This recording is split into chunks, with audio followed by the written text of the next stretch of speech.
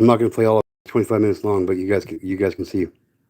Specifically our children, which are the youngest and the most vulnerable.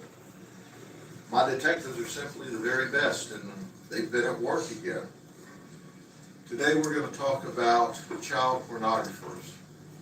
Now I want to underscore that data tells us that if child pornographers had the opportunity, the overwhelming majority of them would in fact sexually batter children. So our goal is to get these folks out of circulation, get them arrested for their evil deeds. And what we're going to talk about today, I think you'll agree, is evil deeds before they have the opportunity to victimize children in person. Why do I say that? Because anytime you buy, sell, trade child pornography and view it, then the child who's in that child pornography is re-victimized. I will underscore today that even though we seized 1,276 images of horrible, frightening child pornography, in this particular operation we did not identify any victims that we could rescue. And that's our primary goal. 1,276, that was felony 2 charges. Actually, we had 4 felony 3 for a total of 1,280 criminal felony counts or charges. Now, folks, children have been victimized through video clips and or still photos. And I'm joined today by our state attorney's prosecutor. Brian Haas simply has the best state attorney's office. Brad Copley has prosecuted these cases for years and worked with our folks on the search warrants and the arrest warrants. As we targeted these folks, My battery's going to die, so I'm going to speed it up. With just the swapping and selling and looking at child porn, but you're going to hear much more in just a minute. All of these people, which is unusual, are from Polk County. They should know better, because we're coming after everyone who does this with a vengeance and will chase you to the ends of the earth. And you've been here in the past when we, in fact, chased one all the way to Australia. But what you're not going to see today, for good reason, is the screaming and hollering of the children in pain and agony and fear while they're being sexually battered. That's right. My detectives have to see the video clips of the children screaming in pain and fear and agony because of evil monsters that are creating the child porn that these people are slopping and enjoying in their deranged mind. But it's important that we go over these folks because I want you to have a full understanding of just how nasty they are. They're nasty, nasty people. First, let me introduce you to David Sparks. He's 66 years of age. He's retired. He was in customer service, and he's married. He's charged with 350 counts of child porn that we found on a... What? How many? 350 counts of child pornography. CD.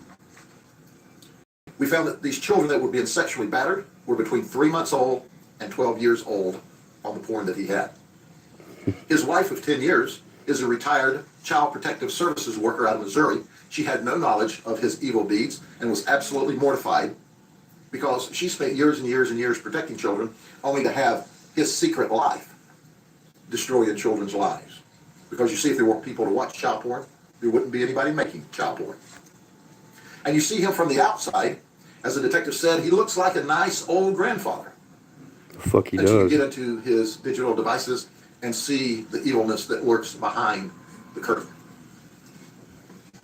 Then there's Stefan Young. He's 58. Stefan has a business, a photography business called Enchanting Boudoir. Now for Polk County. To me, that's like taking pictures of people in their underwear, okay? But they call it Enchanting Boudoir.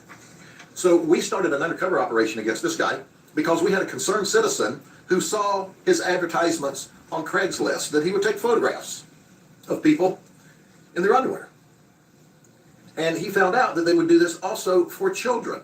So he called on us, and we appreciate this man in the community being curious, making a phone call, said, ooh, there's something here, and notifying us, so we went undercover. He claimed that he had taken photographs of children as young as 13, not only in their lace and silk underwear, but sometimes totally nude. But he... What the fuck? People, we gotta do gets something. worse. It gets worse. It gets worse. Bragged that he did this with the parents' authorization. Listen what he does to Now, we don't know who these children are yet. Little babies. We don't know who these parents are yet. But I want to tell you, parents, something. If you're having your children's nude photographs taken by Stefan Young or anybody else in provocative, sexual, lacy underwear, we're going to put you in jail too. That Yeah. is not Fuck yeah. all right. Get him, Grady. Hell yeah. I love In addition to that, Grady's a fucking he pit bull. said he would do dressed and undressed pictures with the undercovers children. And he said, but listen, if Grady Judd finds out, we're in trouble. Because, see, he'll take art and make it pornography. Well, Stefan, it's pornography. It's not art. I've only got 5% left on my phone, guys. In the county jail. That's right. He knew he was going to be in trouble when we figured it out. Because Grady I Judd want to run until it dies. takes art and makes it pornography. Go finish the watching it justified on. this Go finish watching the as rest of it art. on your guys' own, man. It's not art when you're taking nude pictures of children. It's not art when you're in possession of child porn. And he also said